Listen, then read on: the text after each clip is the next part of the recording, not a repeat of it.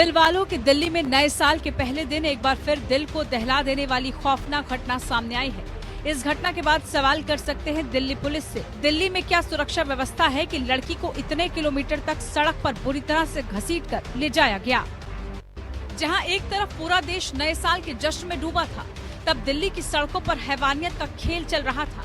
राजधानी के कंजावला से रविवार को एक युवती की दर्दनाक मौत के मामले में नया मोड़ सामने आया।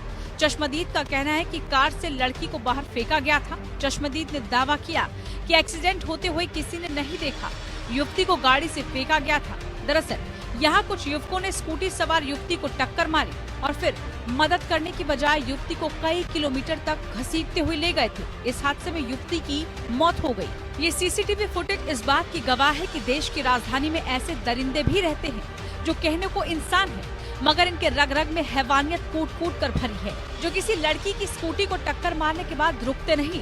इतना ही नहीं, जो अपने कार के नीचे फंसी एक लड़की को करीब 4 किलोमीटर तक घसीटते रहते हैं। लड़की के शरीर को घसीट कर उसके मांस के लथोड़े में बदल देते हैं। इतना ही नहीं, जब लड़की की चमड़ी उतर जाती है, कपड़े फट जाते हैं, शरीर मांस का ढेर रह जाता है, तो छोड़कर भाग निकलते हैं। मगर उनकी हैवानियत की गवाह सिर्फ एक सीसीटीवी कैमरा नहीं, चश्मदीदों ने इस दर्दनाक घटना के बारे में बताया।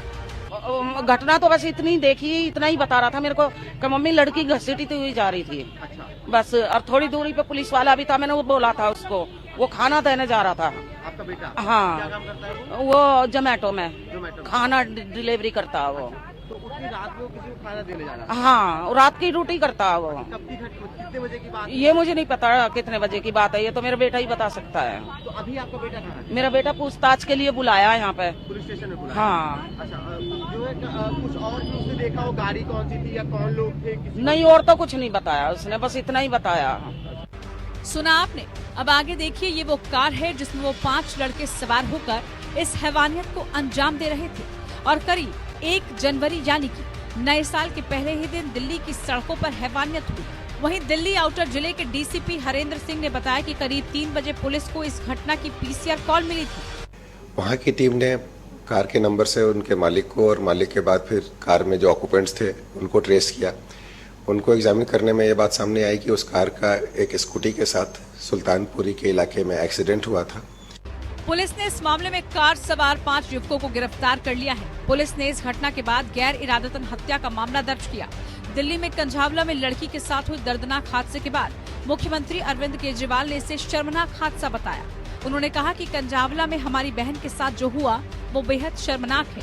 सीएम केजरीवाल ने कहा कि मैं उम्मीद करता हूं कि इस मामले में दोषियों को कड़ी से कड़ी सजा दी जाएगी। केजरीवाल ने कहा कि ऐसे लोगों को फांसी की सजा मिलनी चाहिए और अपील करता हूं कि चाहे जितने भी रसूख वाले क्यों ना हों जो दोषी हैं, उनको सख्त से सख्त सजा मिलनी चाहिए। ऐसा ये तो रेयरेस्ट ऑफ रेयर क्राइम्स में आता है, ऐसे लोगों को तो फांसी की सजा मिलनी चाहिए। इधर पूरे मामले पर लड़की के परिजनों ने इसे हादसा नहीं बल्कि रेप के बाद हत्या करने का मामला बताया। परिवार का आरोप है कि ये पूरा केस निर्भया कांड की तरह है। मृतक लड़की की मां और मामा ने कहा कि दिल्ली पुलिस आरोपियों को बचा रही है। उन्होंने बेटी के साथ हादसा होने से पूरी तरह से इनकार कर दिया। परिजनों का कहना है कि बेटी के शरीर पर एक कपड़ा तक नहीं था। पुलिस को इस पूरे मामले में गहनता से जांच करने की जरूरत है। फिर 7:30 बजे पुलिस वालों का कॉल आ गया, हाँ जी इस नंबर की गाड़ी तुम्हारी है। मैंने हाँ हमारी है।